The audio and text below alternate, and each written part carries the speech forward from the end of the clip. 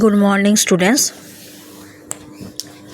আমি বঙ্কিমচন্দ্র চট্টোপাধ্যায়ের কৃষ্ণকান্তের উইল উপন্যাসের পঞ্চম পরিচ্ছেদ পর্যন্ত পড়িয়ে দিয়েছি। তো কৃষ্ণকান্তের উইল পঞ্চম পরিচ্ছেদ পর্যন্ত আমি প্রশ্নোত্তর পর্ব আলোচনা করব। দুটো পরিচ্ছেদ একসাথে দুটো পরিচ্ছেদ একসাথে আমি আলোচনা করতে করতে এগিয়ে যাব প্রশ্নোত্তর পর্বে। আজকে আমি ষষ্ঠ পরিচ্ছেদ শুরু করছি। দেখো, তুমি বসন্তের কোকিল, প্রাণ ভরিয়া ডাকো, তাহাতে আমার কিছুমাত্র আপত্তি নাই। তাহলে এখানে বলছে, দেখো কে কাকে বলছে সেটা পরে জানা যাবে। বলছে তুমি বসন্তের কোকিল, প্রাণ ভরিয়া ডাকো, তাহাতে আমার কিছুমাত্র আপত্তি নাই, কিন্তু তোমার প্রতি আমার বিশেষ অনুরোধ যে সময় বুঝিয়া ডাকিবে। বলছে তুমি সময় বুঝিয়ে ডাকবে, যখন তখন ডাকলে চলবে না। সময়ে অসময়ে সকল সময়ে ডাকাডাকি ভালো নয়। বলছে সময় নেই, অসময় নেই, সকল সময়ে ডাকাডাকি করা ভালো নয়। দেখো, আমি বহু সন্ধানে, লেখনী, মসিপত্র ইত্যাদি সাক্ষাৎ পাইয়া, আরও অধিক অনুসন্ধানের পর মনের সাক্ষাৎ পাইয়া কৃষ্ণকান্তের উইলের কথা কাঁদিয়া লিখিতে বসিতেছিলাম। এমন সময় তুমি আকাশ হইতে ডাকিলে, কুহু কুহু কুহু। তুমি সুকণ্ঠ, আমি স্বীকার করি, কিন্তু সুকণ্ঠ বলিয়া কাহারও কিছু ডাকিবার অধিকার নাই। এটা কোকিলকে বলছে। যা হোক, আমার পলিত কেশ, চলিত কলম এইসব স্থানে তোমার ডাকাডাকিতে বড় আসে যায় না। কিন্তু দেখো, যখন নব্যবাবু টাকার জ্বালায় ব্যতিব্যস্ত হইয়া জমা খরচ লইয়া মাথা কুটাকুটি করিতেছিলেন, তখন তুমি হয়তো আফিসের ভগ্ন প্রাচীরের কাছ হইতে ডাকিলে, কুহু। বাবুর আর জমা খরচ মিলিল না। যখন বিরহ সন্তপার সুন্দরী প্রায় সমস্ত দিনের পর, এটা কোকিলকেই বলছে, কে বলছে পরে বোঝা যাবে। তো বলছে যে কি বলছে, দেখো, প্রায় সমস্ত দিনের পর অর্থাৎ বেলা 9টার সময় দুটি ভাত মুখে দিতে বসিয়াছেন কে? বিরহ সন্তপা সুন্দরী। কার কথা বলা হচ্ছে এখানে বলা নেই। সমস্ত দিনের পর অর্থাৎ বেলা 9টার সময়, কটার সময় ভাত খেতে বসছে দেখো এখানে সময়, একটা প্রশ্ন আসবে, এটা জেনে রাখো। বেলা 9টার সময় দুটি ভাত মুখে দিতে বসিয়াছেন, কেবল ক্ষীরের বাটিটি কোলে টানিয়া লইয়াছেন মাত্র। অমনি তুমি ডাকিলে, কুহু। সুন্দরীর ক্ষীরের বাটি অমনি রহিল, হয়তো তাহাতে অন্য মনে লুন মাখিয়া খাইলেন। লুন মানে নুন। যা হোক, তোমার কুহুর হবে কিছু জাদু আছে। নহিলে যখন তুমি বকুল গাছে বসে ডাকিতেছিলে, তাহলে কোকিল কোন গাছে বসে ডাকছিল? বকুল গাছে বসে ডাকছিল। বলছে যখন তুমি বকুল গাছে বসে ডাকিতেছিলে আর বিধবা রোহিণী কলসি কক্ষে জল আনিতে যাইতেছিল, তখন কিন্তু আগে জল আনিতে যাওয়ার পরিচয়টা দিই। তাই এই কথাটা এই। ব্রহ্মানন্দ ঘোষ দুঃখী লোক, দাসী চাকরানির বড় ধার ধারে না। সেটা সুবিধা কি কুবিধা তা বলিতে পারি না। সুবিধা হোক কুবিধা হোক, যাহার চাকরানি নাই তাহার ঘরে ঠকামি, মিথ্যা সংবাদ, কোন্দল এবং ময়লা এই চারিটি বস্তু নাই। দেখো বলছে কোন্দল মানে ঝগড়া, আর ময়লা এই চারটি বস্তু নাই। কি নেই? ঠকামি নেই, মিথ্যা সংবাদ নেই, চাকরানি নামে দেবতা এই চারিটির সৃষ্টিকর্তা। কারণ চাকরানি মানে চাকরানি যে কাজ করে, সে ঘরে ঠকামি করে। দেখো এবার ঠকসে, হ্যাঁ, অনেক সময় চুরি জাতীয় চুরি বিশেষ কিছু করে থাকে। ওই জন্যেই বলছে মিথ্যা সংবাদ। এই যে চাকরানি যে সে ঠক হয়ে থাকে, এবং সে বলছে মিথ্যে সংবাদগুলো দিতে আসে বাড়ি বাড়ি। কোন্দল মানে ঝগড়ার জন্য সে একেবারে তৎপর, এবং ময়লা হয়ে থাকে তার বসন টসন। এই চারটি বস্তু নাই, যার ঘরে চাকরানি নাই তার ঘরের কথা বলা হচ্ছে। চাকরানি নামে দেবতা এই চারিটির সৃষ্টিকর্তা। এই চারটে জিনিসের সৃষ্টিকর্তা হলো চাকরানি। বিশেষ যাহার অনেকগুলো চাকরানি, তাহার বাড়িতে নিত্য কুরুক্ষেত্রের যুদ্ধ, নিত্য রাবণ বধ হয়। কোনো চাকরানি ভীমরূপিণী সর্বদাই সম্মানজনী গদাহস্তে গৃহরণ ক্ষেত্রে ফিরিতেছেন। কেহ তাহার প্রতিদ্বন্দ্বী রাজা দুর্যোধন, ভীষ্ম, দ্রোণ, কর্ণতুল্য বীরগণকে ভর্ৎসনা করিতেছেন। কেহ কুম্ভকর্ণরূপিণী 6 মাস করিয়া নিদ্রা যাইতেছেন। কুম্ভকর্ণরূপিণী কেউ ঘুমোয়, এমনও তো আছে। নিদ্রান্তে সর্বস্ব খাইতেছেন, আবার ঘুম থেকে ওঠার পর আবার সব কিছু খাচ্ছে। কেহ সুগ্রীব গ্রীবা হেলাইয়া কুম্ভকর্ণের বধের উদ্যোগ করতেছে। কেউ আবার সুগ্রীব কুম্ভকর্ণকে বধ করার জন্য সে উদ্যোগ করছে। মানে এমনই সব কাজের লোকেরা হয়ে থাকে, মানে চাকরানিরা হয়ে থাকে। তো দেখো ইত্যাদি ইত্যাদি মানে চাকরানিদের একটা বর্ণনা দেওয়া গেল। ব্রহ্মানন্দের সে সকল আপদ বালাই ছিল না, ব্রহ্মানন্দের ওরকম চাকরানি ছিল না। সুতরাং জল আনা, বাসন মাজা রোহিণীর ঘাড়ে পড়িয়াছিল। রোহিণী সব কাজ করত। রোহিণী জল আনতো, বাসন মাজতো, বাড়ির সমস্ত কাজ, রান্না বান্না সবই রোহিণী এক হাতে সামলাতো। এবার দেখো বলছে বৈকালে অন্যান্য কাজ শেষ হইলে রোহিণী জল আনিতে যাইত। অন্যান্য কাজ শেষ হলে যে দিনের ঘটনা বিস্তৃত করিয়াছি তাহার পরদিন নিয়মিত সময় রোহিণী কলস বলতে কলসি কক্ষে মানে কাঁখে নিয়ে কলস কক্ষে জল আনিতে যাইতেছিল রোহিণী। বাবুদের একটা বড় পুকুর আছে, নাম হলো বারুণী। তাহলে পুকুরের নাম কি? পুকুরের নাম হলো বারুণী। তো সেখানে জল আনতে যাচ্ছিল, জল তার বড় মিঠা। রোহিণী সেখানে জল আনিতে যাইতো। তো আজিও যাইতেছিল। রোহিণী একা জল আনিতে যায়। দল বাঁধিয়া যত হালকা মেয়ের সঙ্গে হালকা হাসিতে হালকা কলসিতে হালকা জল আনিতে যাওয়া রোহিণীর অভ্যাস নয়। মানে হালকা কলসি নিয়ে যাওয়া রোহিণীর অভ্যাস নয়, হালকা কলসিতে হালকা জল আনিতে যাওয়া। রোহিণীর কলসি ভারী হয়, চাল চলনও ভারী। তবে রোহিণী বিধবা, কিন্তু বিধবার মতো কিছু রকম নাই। অধরে পানের রাগ, মানে সে পানও খেত, হাতে বালা। বিধবা বলে যে সে এই খাবে না বা সেটা পড়বে না তা নয়, ও পানও খেত, পানের রাগ ছিল অধরে। তারপর দেখো হাতে কি অধরে মানে ঠোঁটে কি ছিল? পানের রাগ ছিল, পানের একটা দাগ ছিল, পান খাওয়ার যে দাগ সেটাকে পানের রাগ বলে। তারপরে দেখো বলছে হাতে বালা ছিল, ফিতা পেরে ধুতি পরা, আর হচ্ছে তোমার কাঁধের উপর চারুবিনীর স্মিতা কাল ভুজঙ্গিনী তুল্লা কুণ্ডুলিকৃতা লোলায়মানা মনোহরিণী কবরী মানে খোপা ছিল। কেমন কবরীটার বর্ণনা দিয়েছে? কাঁধের উপরে ঝুলছে, মানে কাঁধের উপরে আছে খোপাটা। চারু বিনির্মিতা কালো ভুজঙ্গিনী তুল্লা কুণ্ডলী পাকিয়া আছে, কুণ্ডলিকৃতা লোলায়মান মনোমোহিনী কবরী। পিতলের কলসি কক্ষে চলনের দোলনে ধীরে ধীরে সে কলসি নাচিতেছে। যেমন তরঙ্গে তরঙ্গে হংসী নাচে, সেই রূপ ধীরে ধীরে গা দোলাইয়া কলসি নাচিতেছে। মানে কেমন করে সে যাচ্ছে তার চলনটা এখানে বর্ণনা করা হলো। চরণ দুইখানি আস্তে আস্তে বৃক্ষচ্যুত পুষ্পের মতো মৃদু মৃদু মাটিতে পড়িতেছিল। দেখো রোহিণীর চাল চলন সব কিছু কিন্তু এবার প্রকাশিত হচ্ছে। রোহিণী কেমন মানুষটা সেটাও বোঝা যাচ্ছে। এবং রোহিণীর যে একটা মানে নারীর যে একটা লালিত্য, সেই লালিত্য বা একটা দেখো কী ধরনের লালিত্য সেইটাও বোঝানোর জন্য কিন্তু বঙ্কিমচন্দ্র চট্টোপাধ্যায় বিভিন্ন উপমা টেনেছেন, সেটা বুঝে নিতে হবে। চরণ দুখানি আস্তে আস্তে বৃক্ষচ্যুত পুষ্পের মতো মৃদু মৃদু মাটিতে পড়িতেছে। অমনীষী রসের কলসি তালে তালে নাচিতেছিল।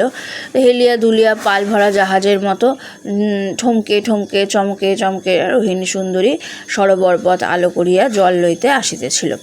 এমন সময় বকুলের ডালে বসিয়া বসন্তের কোকিল ডাকিল। তো এই আর কি, রোহিণী তার মানে কোকিলটাকে বলছে যে যখন তখন তুমি ডেকো না, সময় অসময়ে একটা সময় বুঝে তুমি ডাকো, এই রকম তখন ডাকছিল। ও যখন আসছিল তখন বসন্তের কোকিল ডাকছিল, কুহু কুহু কুহু। রোহিণী চারিদিক চাহিয়া দেখিল। আমি শপথ করিয়া বলিতে পারি, রোহিণীর এই ঊর্ধ্ব বিক্ষিপ্ত স্পন্দিত বিলল কটাক্ষ ডালে বসিয়া যদি সে কোকিল দেখিতে পাইত, তবে সে তখনই ক্ষুদ্র পাখি জাতি, তখনই সে সেই স্বরে বিদ্ধ হইয়া উল্টি পাল্টি খাইয়া পা গোটো করিয়া ঝুপ করিয়া পড়িয়া যাইত।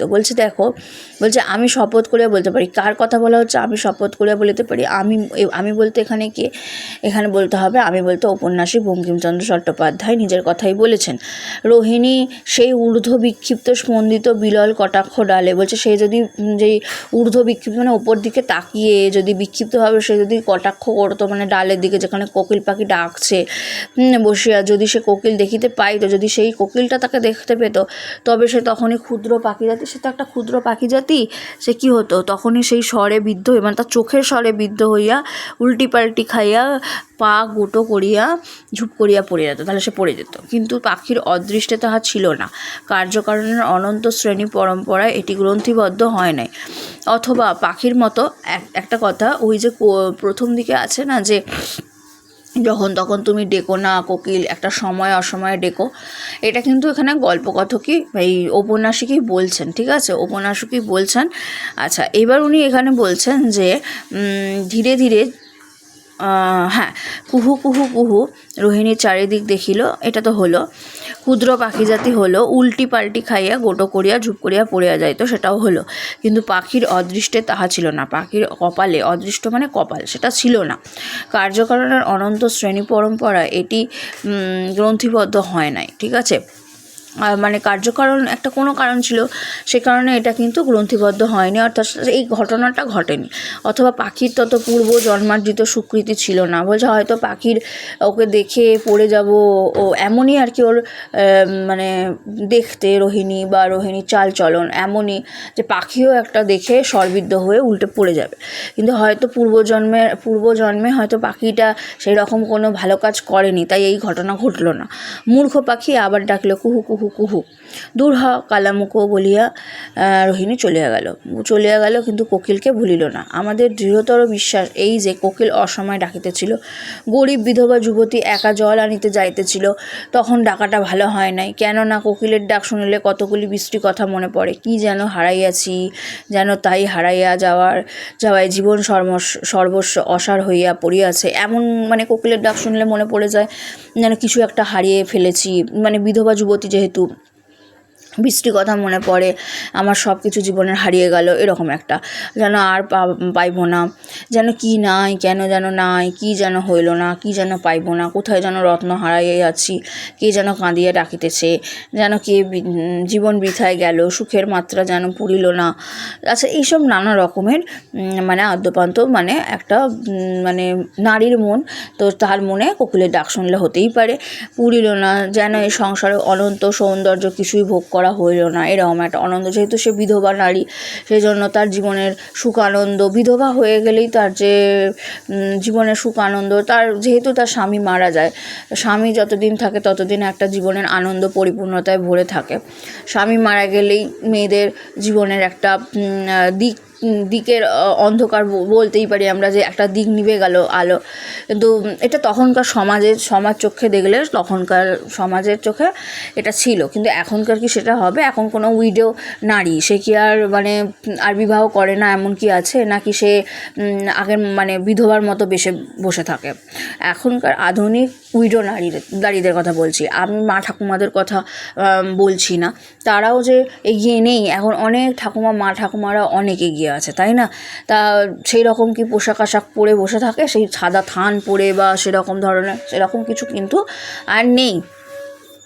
এখন অনেক চালচলনের মানে পরিবর্তন ঘটেছে, এছাড়া মানুষের লাইফস্টাইলের পরিবর্তন ঘটেছে, তাছাড়া মানুষ এখন অনেক এগিয়ে গেছে, সেই কারণে কিন্তু পোশাক পরিচ্ছদেরও পরিবর্তন ঘটে গেছে।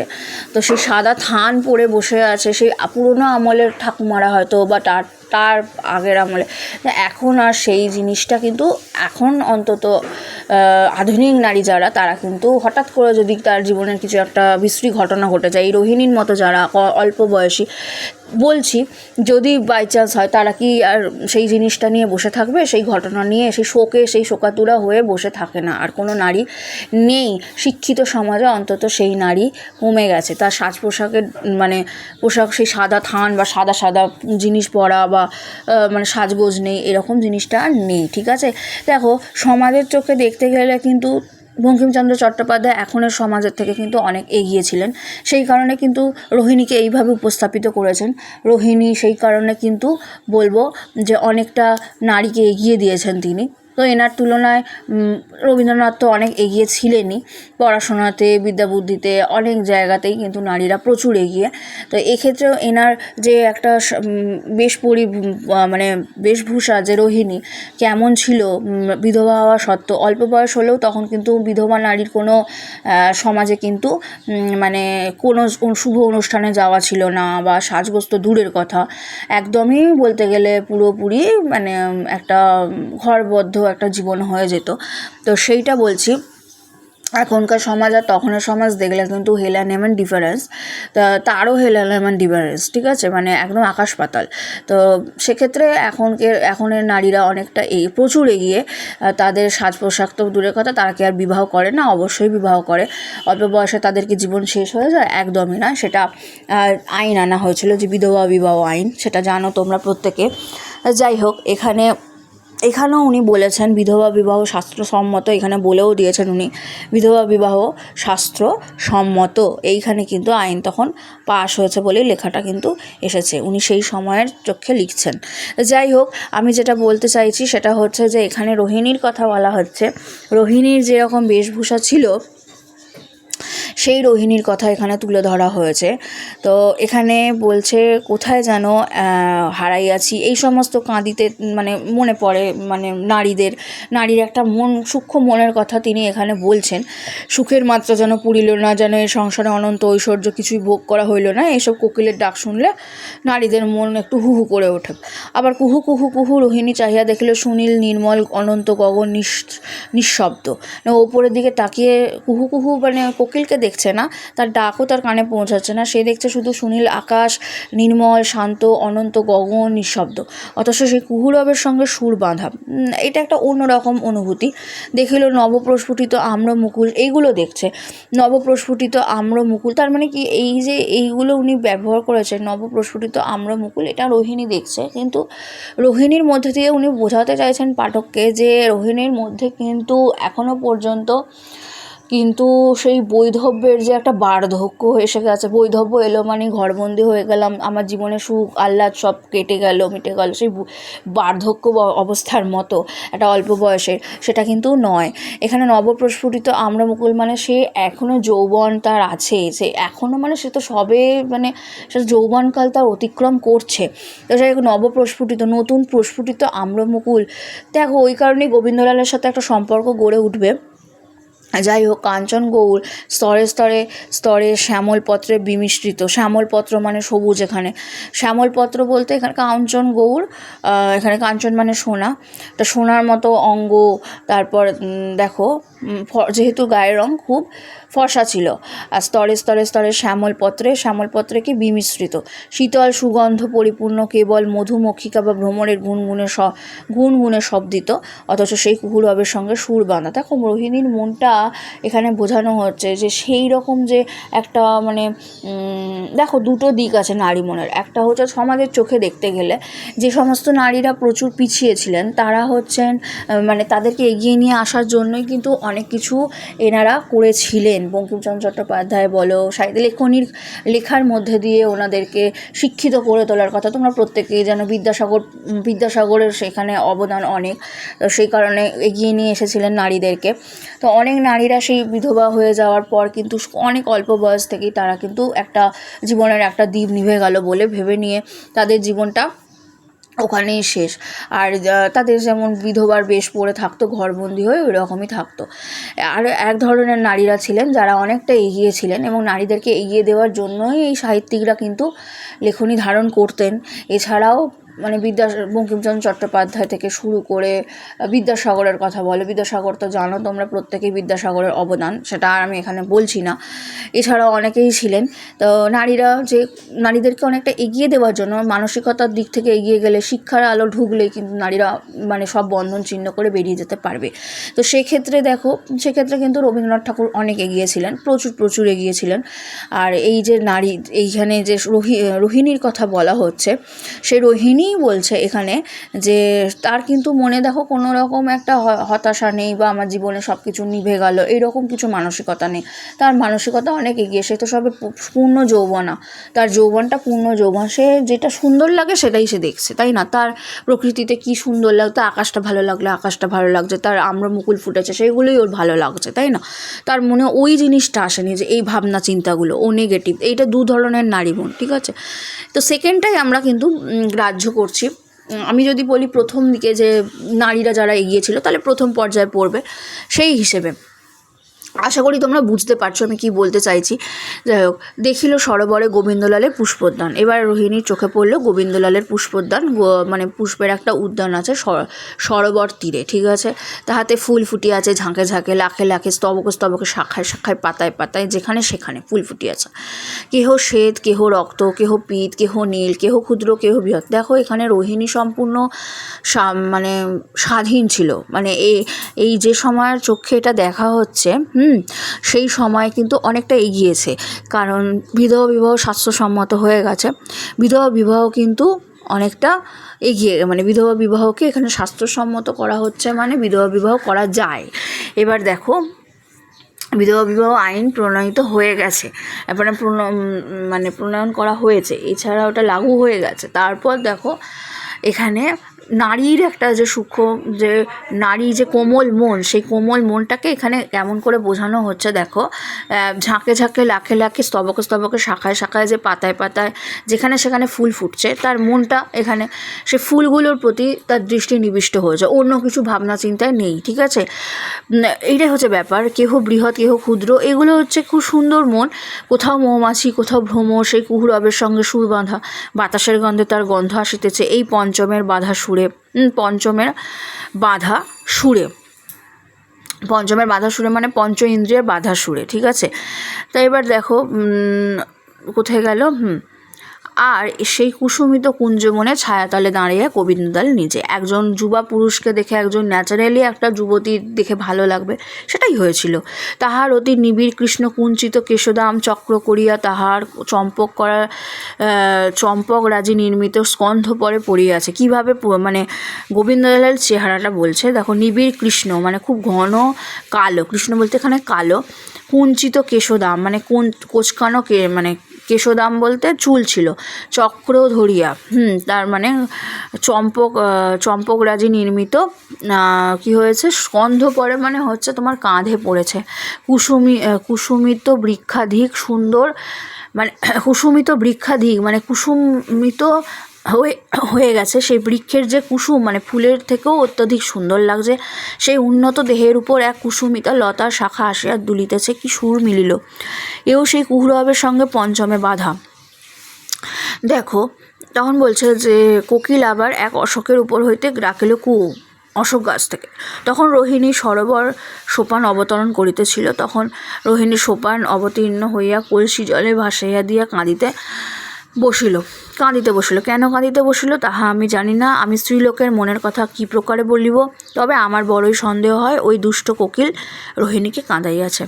বলছে এতটাও মানসিকতায় যে নারীরা এগিয়ে গিয়েছিল, এগিয়ে দেওয়া হচ্ছে, তখন তো উনি বোঝাতে চাইছেন যে দেখো এখানে একটা বহিরাগত ইঙ্গিত দিয়েছেন যে নারীরা অনেক এগিয়ে আছে। রোহিণীর মনে ওইসব আসতে পারেই না, কারণ রোহিণী যেরকম চালচলন, যেরকম ধরনের নারী, যে স্বভাবের নারী, কখনোই সেই সমস্ত নারীর মতো সে হতে পারে না যারা আমার কিছু নাই, সব হারাইলাম, এইরকম জীবনের একটা দিন নিভে গেল, এইসব ভেবে বসে থাকে, সেই রকম না। কিন্তু হঠাৎ নারী মন তো কী প্রকারে হতেই পারে, হয়তো সেই কোকিলই কাঁদাচ্ছে, উনি বলছেন যে হতেই পারে, হয়তো সে হয়তো সেই রকম পর্যায়ে হলো, কেন কাঁদতে বসলো আমি জানি না। এমনও হয়েছে, সমাজের অনেক নারীকে অনেক বোঝানো হয়েছিল, কিন্তু তারা এই দিকটা অন্তর্নিহিত তাৎপর্য আছে, যেটা বাস্তবে প্রকৃতপক্ষে হয়েছিল, যে অনেক নারীকে বোঝানোর পরেও কিন্তু তারা কখনো সেই মানসিকতা থেকে সরে আসতে পারেনি, সে পুনরায় ওই রকমই হয়ে যেত। হ্যাঁ, কিছু মানে একটা লড়াই করার মানসিকতা, যে সে মানে শিক্ষার আলো পৌঁছানোর তারা অনেকে নিত না, যারা নিতে পেরেছে একমাত্র শিক্ষার আলো পৌঁছলেই কিন্তু সেই নারী এগোতে পারে। সেই নারী যখন সব কিছু জানতে পারবে, সেটা একমাত্র শিক্ষার মাধ্যমেই জানতে পারবে। শিক্ষা বলতে আমি কিন্তু মানে পুঁথিগত শিক্ষা বলছি না, সেই নারী কিন্তু তাহলে গৃহবন্দী হয়েও তো পুঁথিগত শিক্ষায় উন্নত, সে যাই শিক্ষা হোক, বই থেকেই তো পাবে, বাইরে থেকে আদার্স বাইরে থেকেও যে শিক্ষা, সে তখনকার দিনে নারীরা সমাজে সকলের সাথে থাকতো, কিন্তু বইটা তাদের ভেতরে, বইয়ের শিক্ষাটা ছিল না, সেটাই আসল শিক্ষা ছিল, যেটা বইয়ে পাওয়া যাবে, সেই বইটা তাদের মধ্যে কিন্তু আনা হয়েছিল, তবেই তো তাদের এই শিক্ষাটা, সেটাকে আমরা এখন বলে থাকি পুঁথিগত শিক্ষা, কিন্তু সেই শিক্ষাটাই তখনকার দিনে নারীদের দরকার ছিল। বুঝতে পেরেছ? তো সেই শিক্ষার আলোটা পৌঁছলে নারীর বিভিন্ন বিষয়ে জানতে পারবে এবং কোনটা সঠিক কোনটা বেঠিক সেটাকে নির্ণয় করতে পারবে। তোমরা জানো সেটা। সেই ক্ষেত্রেই কিন্তু নারীকে মানে এগিয়ে দেওয়ার জন্যই কিন্তু লেখনীগুলো ধারণ করা হতো। তো অনেক নারী এগিয়েওছে, প্রচুর এগিয়ে এসেছিলো এবং তারা কিন্তু আরও শিক্ষিত হয়ে তারা বেরিয়ে গিয়েছিল। যাই হোক, এবার দেখো এখানে আমরা কিন্তু দেখো বঙ্কিমচন্দ্র চট্টোপাধ্যায় থেকে রবীন্দ্রনাথ ঠাকুর সকলের গল্প উপন্যাসে কিন্তু আমরা অনেক নারীকেই পেয়েছি যারা বিধবা, তাই তো? রবীন্দ্রনাথ কিন্তু অনেক উন্নত শ্রেণীর ছিলেন, মানে উন্নত লেখা ছিল ওনার, উন্নত শ্রেণীর লেখা। যেমন আমরা দেখছি ল্যাবরেটরিতে যে বিধবাকে আমরা দেখতে পাচ্ছি, সেখানে কিন্তু আবার আমরা সেই রোহিণী কিন্তু কখনোই তোমার না, মনে নেই আমার ঠিক ল্যাবরেটরির যে মানে চরিত্রটা, আমার মনে হচ্ছে ওখানেও রোহিণী আছে। তো সে কিন্তু অনেক এগিয়ে, সেই ল্যাবরেটরির দায়িত্বে ছিল, সে কিন্তু অনেক শিক্ষিতা মহিলা, ঠিক আছে? সে কিন্তু অনেক এগিয়ে, বিধবা হলেও কিন্তু সে কিন্তু অনেক এগিয়ে, কিন্তু পড়াশোনায়, শিক্ষায় দীক্ষায়, বিদ্যায় সবেতে এগিয়ে। কিন্তু সেই নারীর একটা মন ছিল যে কিন্তু বৈধব্য থেকে বেরিয়ে আবার একটা যে বিবাহ করব, সেইটাই কিন্তু পৌঁছায়নি, ঠিক আছে? সেইটা অনেক পরে এসেছে, ঠিক আছে? যেটার মধ্যে আমরা দেখব রবীন্দ্রনাথের বিনোদিনীর মধ্যে, তাই তো? বিনোদিনী কিন্তু আবার নতুন করে সংসার করতে চেয়েছিল, কিন্তু কোথাও একটা তার বেঁধেছিল। এই রোহিণীও কিন্তু চাইবে অনেকটা, কিন্তু দেখতে গেলে বঙ্কিমচন্দ্রকে কিন্তু রবীন্দ্রনাথ ঠাকুর অনেকটা ফলো করেছেন। এবং বঙ্কিমচন্দ্র এই রোহিণীর যে গোবিন্দলালের প্রতি একটা প্রেম, একটা ভালোবাসা যে একটা আসবে, রবীন্দ্রনাথ বলছি, রোহিণী, সেই সমাজকে দেখতে গেলে কিন্তু বঙ্কিমচন্দ্র অনেক এগিয়েই ছিলেন। তো বঙ্কিমচন্দ্রকে ফলো করে কিন্তু রবীন্দ্রনাথও রচনা করেছেন। তার একটা চরিত্র হচ্ছে রোহিণীর আদলে বিনোদিনী, ঠিক আছে? এবার দেখো, কিন্তু সেক্ষেত্রে বিনোদিনী অনেক শিক্ষিতা ছিল। আচ্ছা, চলে আসছি সপ্তম পরিচ্ছেদে। এইখান থেকে অনেক প্রশ্ন আসবে, যে প্রশ্নগুলো আসতে পারে সেই প্রশ্নগুলো আমি তো অবশ্যই প্রশ্নোত্তর পর্ব যখন আলোচনা করব, আমাদের যেমন ধরো তোমাদের পরীক্ষায়, হ্যাঁ, পিএসসির পরীক্ষা, তো সেখানে তো তোমাদের এমসিকিউ আসবে, তো সেই হিসেবে আমি যেমন প্রশ্নোত্তর পর্ব আলোচনা করি সেই হিসেবে আমি আলোচনা করব। আচ্ছা, সপ্তম পরিচ্ছেদ দেখো, বারুণী পুষ্করিণী লইয়া আমি বড় গোলে পড়িলাম, আমি তাহা বর্ণনা করিয়া উঠিতে পারিতেছি না। পুষ্করিণীটির নাম কি ছিল? বারুণী। এটা কিন্তু আসবে। পুষ্করিণীটির অতি বৃহৎ নীল কাচের আয়নার মতো ঘাসের ফ্রেমে আটা পড়িয়া আছে, মানে বৃহৎ নীল কাচের আয়নার মতো ঘাসের ফ্রেম, মানে চারিদিকে ঘাস, সেই কারণে খুব সুন্দর দৃশ্য, তাই এইভাবে উনি উপমা টেনেছেন। সেই ঘাসের ফ্রেমের পরে আর একখানা ফ্রেম আছে, বাগানের ফ্রেম। পুষ্করিণীর চারপাশে বাবুদের বাগান, উদ্যান বৃক্ষের এবং উদ্যান প্রাচীরের বিরাম নাই। সেই ফ্রেমখানা বড় জাঁকালো, লাল, কালা, সবুজ, গোলাপি, সাদা, জরদ, নানা বর্ণ ফুলের মিনে করা। কী কী ফুলের রং এখানে আছে? লাল আছে, কালো আছে, সবুজ আছে, গোলাপি আছে, সাদা আছে, জরদ, নানা বর্ণ ফুলে। এই যে রঙগুলো, এগুলো মনে রাখবে, কারণ এখানে কিন্তু যদি নীল বলে দেয় সেখানে কিন্তু তোমাদের নম্বর কাটা যাবে। আমি বলে দিলাম, এখানে লাল, কালো, সবুজ, গোলাপি, সাদা, জরদ, নানা বর্ণ ফুলে মিনে করা, এই যে রঙগুলো, এগুলো মনে রাখতে হবে। নানা ফলের পাতার বসানো আছে। এবার দেখো, মাঝে মাঝে সাদা বৈঠকখানা বাড়িগুলো একখানা বড় বড় হীরার মতো অস্তগামী সূর্যের কিরণে জ্বলিতেছিল। আর মাথার উপরে আকাশেও সেই বাগান ফ্রেমে আটা, সেও একখানা নীল আয়না। আর সেই নীল আকাশ আর সেই বাগানের ফ্রেম, মানে ওপরটা নীল আর নিচেটা সবুজ, আর সেই ঘাসের ফ্রেম ফুল ফল গাছ বাড়ি সেই সব নীল জলের দর্পণে প্রতিবিম্বিত হইতেছে। মানে প্রকৃতির একটা দৃশ্য উনি ওখানে তুলে ধরছেন। আকাশের সাথে জলে, আকাশটা একটা প্রতিচ্ছবি পড়ছে, আবার গাছপালা সবুজের, নীল আকাশ আর গাছপালা সবুজ, তার প্রতিচ্ছবি জলাশয়ে পড়ছে। তো মাঝে মাঝে সেই কোকিলটা তার মাঝে ডাকছে। এই সকল একরকম বোঝানো যায়, কিন্তু সেই আকাশ আর সেই কোকিলের ডাকের সঙ্গে রোহিণীর মনের কী সম্বন্ধ সেটি বুঝাইতে পারিতেছি না। তাই বলিতেছিলাম যে এই বারুণী পুকুর লইয়া আমি বড় গোলে পড়িলাম, মানে কে বলছে এখানে? ঔপন্যাসিক। আমিও গোলে পড়িলাম, আর গোবিন্দলালও বড় গোলে পড়িল। গোবিন্দলালও সেই কুসুমিতা লতার অন্তরাল হইতে দেখিতেছিলেন যে, কি দেখছিলেন? যে রোহিণী আসিয়া ঘাটের রান্নায় একা বসিয়া কাঁদিতেছে। গোবিন্দলাল বাবু মনে মনে সিদ্ধান্ত করিলেন যে এ পাড়ায় কোনো মেয়ে ছেলের সঙ্গে কোন্দল করিয়া আসিয়া কাঁদিতেছে, হয়তো কোনো কারোর সাথে ঝগড়া টগড়া করে এসে বসে কাঁদছে এ পাড়ায় কোনো মেয়ের সাথে। মেয়ে বা ছেলের সাথে। তাহারা আমরা গোবিন্দলালের সিদ্ধান্তে তত বরাবর করি না। রোহিণী কাঁদিতে লাগিল। মানে আমরা বলতে আমাদের সাথে ঔপন্যাসিকও আছেন সঙ্গে, তো পাঠককে বলছেন যে আমরা গোবিন্দলালের এই যে সিদ্ধান্ত, যে কারোর সাথে ঝগড়া করে এসেছে, এই যে ও মনে মনে যেটা ভাবছে সেটাকে আমরা বরাবর অত পাত্তা দিলাম না। রোহিণী কাঁদিতে লাগিল। রোহিণী কী ভাবিতেছিল বলিতে পারি না, কিন্তু বোধ হয় ভাবিতেছিল যে কী অপরাধে এ বালবৈধব্য আমার অদৃষ্টে ঘটিল। আমি অন্যের অপেক্ষা এমন কি গুরুতর অপরাধ করিয়াছি যে আমি এই পৃথিবীর কোনো সুখভোগ করিতে পাইলাম না? কোন দোষে আমাকে এই রূপ যৌবন থাকিতে কেবল শুষ্ক কাঠের মতো ইহজীবন কাটাইতে হইল? যাহারা এই জীবনের সকল সুখে সুখী মনে করো সেই গোবিন্দলাল বাবুর স্ত্রী, তাহারা আমার অপেক্ষা কোন গুণে গুণবতী? বলছে তারা কোন গুণে গুণবতী, কোন পুণ্যফলে তাহাদের কপালে এ সুখ? আমার কপালে শূন্য। দূর হও, পরের সুখ দেখিয়া আমি কাতর নই, কিন্তু আমার সকল পথ বন্ধ কেন? আমার এই অসুখের জীবন রাখিয়া কি করি?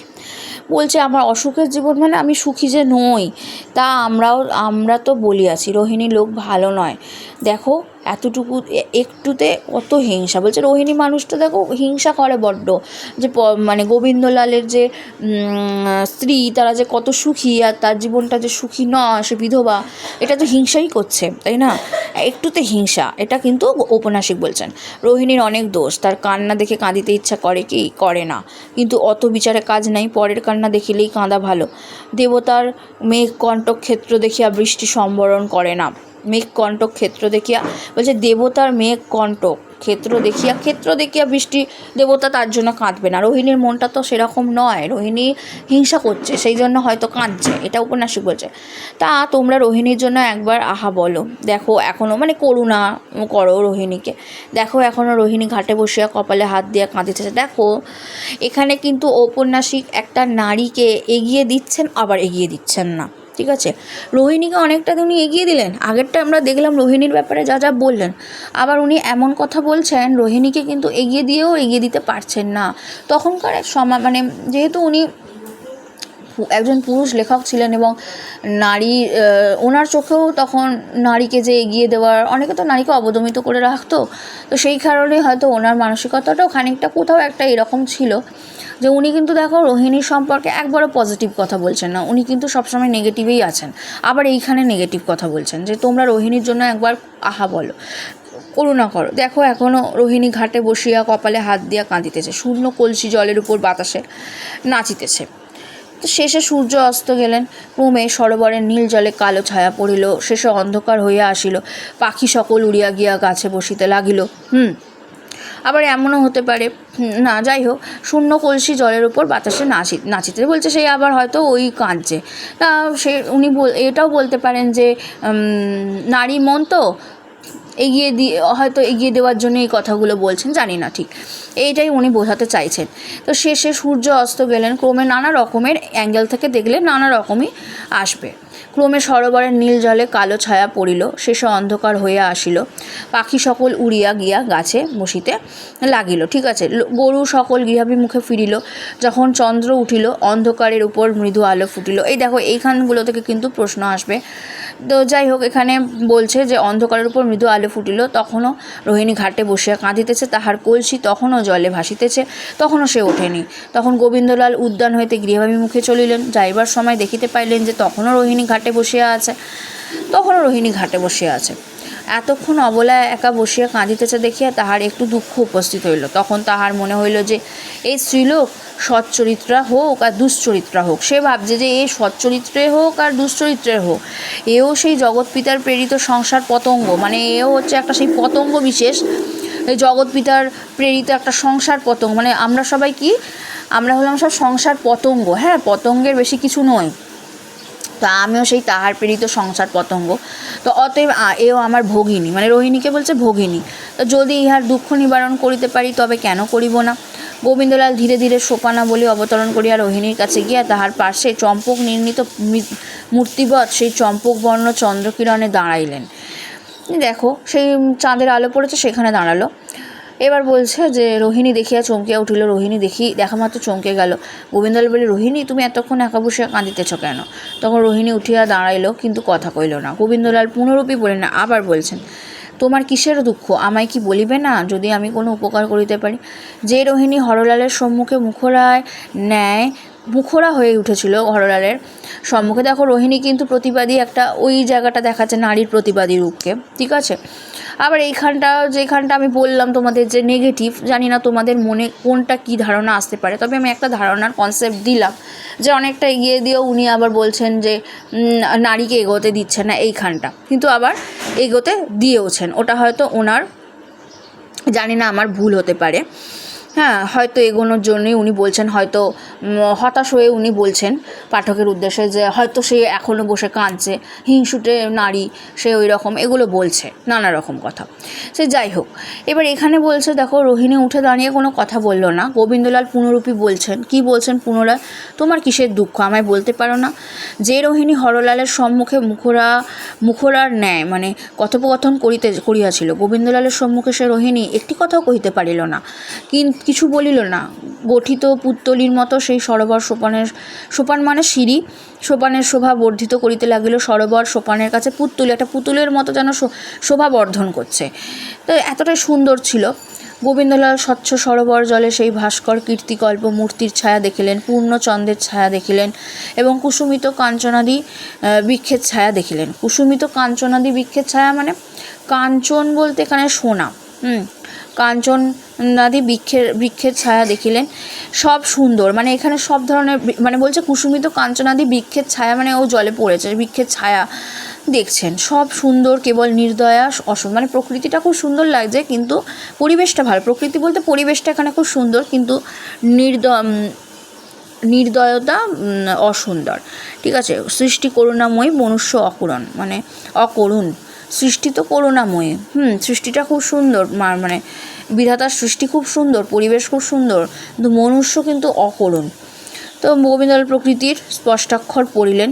রোহিণীকে আবার বলিলেন, তোমার যদি কোনো বিষয়ে কষ্ট থাকে তবে আজই হোক কালই হোক আমাকে জানাইও, নিজে না বলিতে পারো তবে আমাদের বাড়ির স্ত্রীলোকদিগের দ্বারাও জানাইও। বলছে তুমি নিজে না বলতে পারো, আমার বাড়িতে তো অনেক স্ত্রীলোক আছে, তাদের দ্বারাও তুমি বলতে পারো। রোহিণী এবার কথা বলিল, একদিন বলিব, আজ নয়, একদিন তোমাকে আমার কথা শুনিতে হইবে, যে একদিন তোমাকে কিন্তু আমার কথা শুনতে হবে, আজ কিন্তু নয়। গোবিন্দলাল স্বীকৃত হইয়া গৃহাভিমুখে গেলেন। রোহিণী জলে ঝাঁপ দিয়া কলসি ধরিয়া তাহাতে জল পড়িল। কলসি তখন বক বক গল গল করিয়া বিস্তর আপত্তি করিল। আমি জানি শূন্য কলসিতে জল পুরিতে গেলে কলসি কি মৃত কলসি কি মনুষ্য কলসি এইরূপ আপত্তি করিয়া থাকে, বড় গণ্ডগোল করে।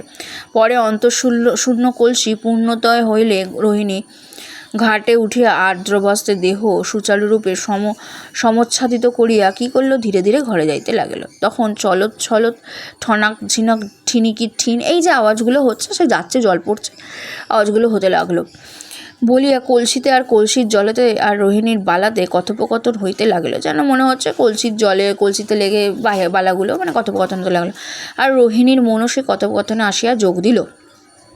রোহিণীও সেই আবার আগের মতো মন নিয়ে চলল। তো রোহিণীর মন বলিল উইল চুরি করা কাজটা, জল বলিল ছলাৎ। মানে রোহিণীর মন কত রকমের দেখো, সে কিন্তু এমনিও মানে সব নারী মানে সে যে পুরোটা মানে হিংসুটে বলে যে সে নেগেটিভ, এটা প্রত্যেক নারী মন একটা হিংসে থাকে, একটা নারীর প্রতি একটা নারীরই কিন্তু এখানে হিংসা থেকে থাকে, ঠিক আছে, সেটা স্বাভাবিক, সেটাই উনি এখানে বলেছিলেন বঙ্কিমচন্দ্র। আবার এটাও বলছেন যে উইল চুরি করা কাজটা এটা একটা ভালো দিক, যে উইল চুরি করা কাজটা ওর ভালো হয়নি, সেটা যখন ওর মনে এলো তখন সে বলছে ছলাৎ, জল বলল ছলাৎ, রোহিণীর মন কাজটা ভালো হয় নাই। সেটাও আবার বালা বলিল ঠিন ঠিনা না তা না, নানা রকম কাজকর্মগুলোর জন্য তার মনটা কেঁদে উঠেছে। হরলালের সাথে অত কিছু হয়েছে, তার নিজের আত্মসম্মানে ঘা লেগেছে, এই জিনিসগুলো যখন বঙ্কিমচন্দ্র বলছেন তখন আমি বলবো না কিছুতেই যে রোহিণীকে কোথাও একটা মানসিকতার দিক থেকে নারীকে এগোতে দিচ্ছে না, আমি সেটা বলবো না, হয়তো আমার ভুল হয়েছে, নারীকে বরং এগোতেই দিচ্ছে। নারীর মনটাকে এখানে রোহিণীকে অনেকটা রোহিণীর মানসিকতা এখানে তুলে ধরা হয়েছে, অনেক এগিয়ে মানসিকতা, সেই জন্যই নারী হয়ে সে কিন্তু হরলালের বিরুদ্ধে প্রতিবাদ করেছিল। আমি একটা দুটো কথাই কিন্তু ভুল আমি বলবো না, এই যে এখানে উনি যখন বলছেন যে আমি এখানটা যখন বলেছি যে রোহিণীর অনেক দোষ আছে, তার কান্না দেখে কাঁদিতে ইচ্ছা করে কি, এই যে কথাগুলো, সেটা ওর নিজের দোষের কথা উনি বলছেন। নিশ্চয়ই একটা নারীর মধ্যে তো দোষ গুণ সবই থাকে, সবই যে গুণ থাকবে তা তো নয়, আবার দোষও যে সব তাও নয়। তিনি এই দোষগুণের কথাই এখানে তুলে ধরেছেন। তার মানে এই নয় যে কোনো নারীকে একটা নেগেটিভ দেখিয়ে তাকে মানে তার নিজের মনটা এখানে যে তাহলে উনি এত বড় সাহিত্যিক হতেন না, তাই তো। তো সেক্ষেত্রে যদি তোমাদের কোথাও ভুল হয়ে থাকে যে ম্যাম আপনি এইখানটা একটুখানি বোধহয় ভুল অন্তর্নিহিত করলেন, সেই জন্য আমি বলে দিলাম, তোমাদের বলতেই পারো যে কখনোই সেটা সম্ভব নয়। তো সেই কারণে রোহিণীর দোষগুণের বিচারই উনি করেছেন। কখনো নারীকে পিছিয়ে দেওয়ার মানসিকতা কোনো সাহিত্যিকের মধ্যে ছিল না, বরং এগিয়ে যেতে যায় সেই জন্যই কিন্তু ওনারা লেখনী ধারণ করতেন। আমি আগেও বলেছি, বিদ্যাসাগর আমাদের কিন্তু অনেক নারীদের জন্য স্কুল তৈরি করেছিলেন, অনেক কিছু নারীদেরকে শিক্ষার আলো দেওয়ার জন্য অনেক কিছু করা হয়েছে। বঙ্কিমচন্দ্র চট্টোপাধ্যায়ও কিন্তু সেই নারীদেরকে তুলে এনেছেন তার উপন্যাসে, ঠিক আছে। তো যাই হোক, বোঝাতে বোঝাতে আমি তোমাদের নানা রকম ব্যাখ্যায় বলছি।